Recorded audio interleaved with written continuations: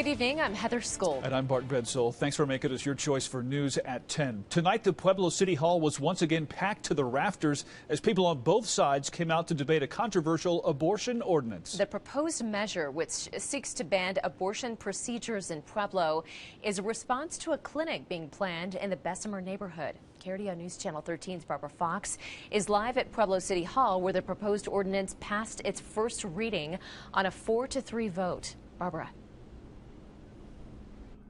Bart, Heather, this controversial abortion proposal is predicted on the recent Supreme Court ruling striking down Roe v. Wade. But those who oppose this new abortion ordinance say it won't stand against state law.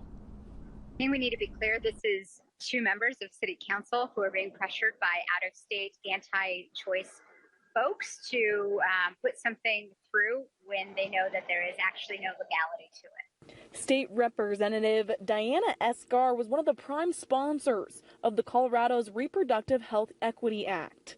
Passed into law, it declares every pregnant individual has a fundamental right to continue their pregnancy and give birth or to have an abortion under the law of the state. Women are going to get hurt in this city, and it's going to cause a lot of problems.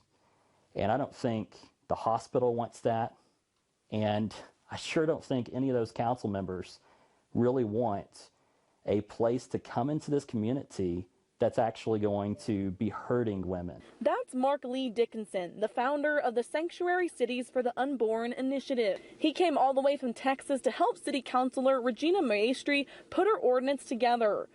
The 11-page ordinance is based on the recent Supreme Court decision that gives control over abortion law back to individual states. Dickinson also argues that any abortion performed using equipment that was purchased or obtained through interstate commerce is a direct violation of existing federal law. If an abortion facility moves to Pueblo, Colorado, it's not the state capital's problem. It's not the nation's capital's problem. It is the problem of this local municipality because they're the ones that are going to have to deal with it. But others say most Coloradans don't want this. I think this is another example of folks from outside of our state trying to come in and impact the laws that we have in Colorado, when Colorado has repeatedly said time and time again with ballot measures, with the state legislature, that we support a woman's right to any health care she asks for.